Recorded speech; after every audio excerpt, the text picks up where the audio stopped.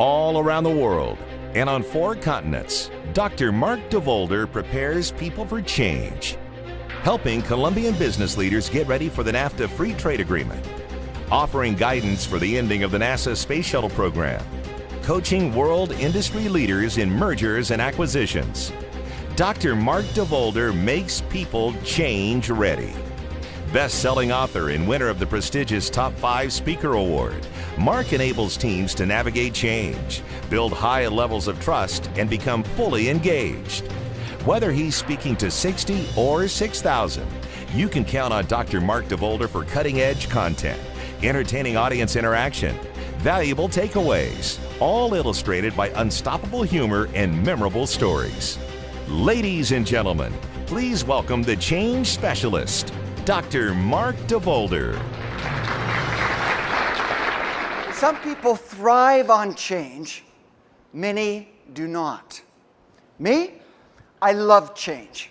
In fact, last year, get this, I changed my name to Grandpa. Sir, what is your name? Mark Thompson. Okay, and what is your definition for the word liminality? Well, actually, it's laminality. You've mispronounced it. And that means putting flavor in your Mexican beer with your lime. That is good. Lindor chocolates, okay. Who else has a definition for liminality? Liminality. Okay, back here, sir. What is liminality? Is it resistance to change? Did you look up the definition? No, absolutely not. You're not even close. You want to find out what liminality is? Liminality refers to the time of transition. What we're going to look at today, not so much change management, but transition management. Because I find one of the most difficult situations with change is that in-between time, in-between transitions. The idea with each stage, and there are 3, the idea is that with each stage there is work that must be done. When we do the work of stage 1, we then progress on to the next stage. If we don't do the work of stage 1, get this, we get stuck. You know, acceptance does not mean that you like the change. It doesn't mean that you condone it. Do you know what acceptance means? It means it happened. It happened. And for us to do the work of stage 1, we must first of all accept and then let go of the past. This deals with resistance to change. So think not only of yourself, because you also have to navigate change, but you have to enable your people to be able to navigate change. And what they want to know is, do you really understand what this is like for them? Do you understand? And when we can articulate what the change is very succinctly, what will be different, and thirdly, who's losing what? When we can demonstrate that we understand that, and we know how difficult this change will be for them just to keep up to speed, then it helps them to deal with their own resistance. But a guy came along back in 1968, and he developed a new way to go over the bar. 1968, Mexico City in the Olympics, a fellow developed this type of high jump. And together I want you to say this with me. This is the what?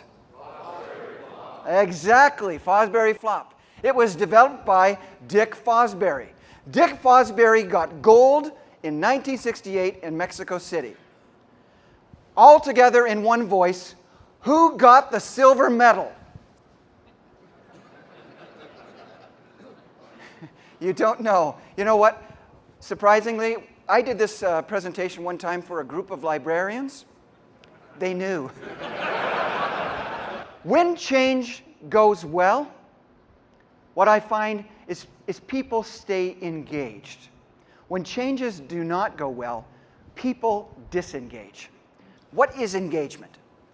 Engagement is dedication, motivation, and a sense of belonging. But more importantly, it has its foundation in relationships.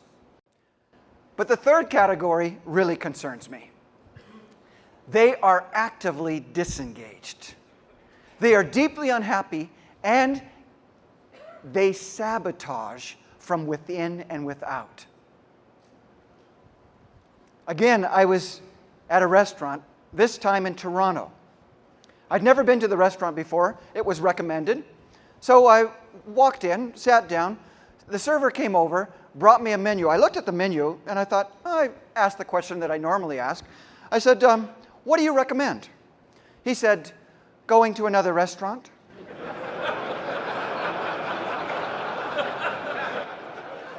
Whoa.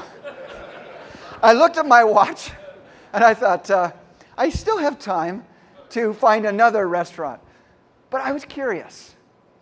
Why would a guy say something like that? So I said to him, where does that come from? And he went on to tell me all of the unreasonable things that his boss required of him. He couldn't talk on the cell phone to his girlfriend when he was with customers. I know. Ridiculous, isn't it? Well, guess what? I decided to stay after all. I had a wonderful meal. But you know what I did before I left? As I was walking out, I saw one of the other servers. I said, excuse me, could you ask the manager to come over? Manager came over, and I said, you see that guy over there? He was my server. That guy is costing you money.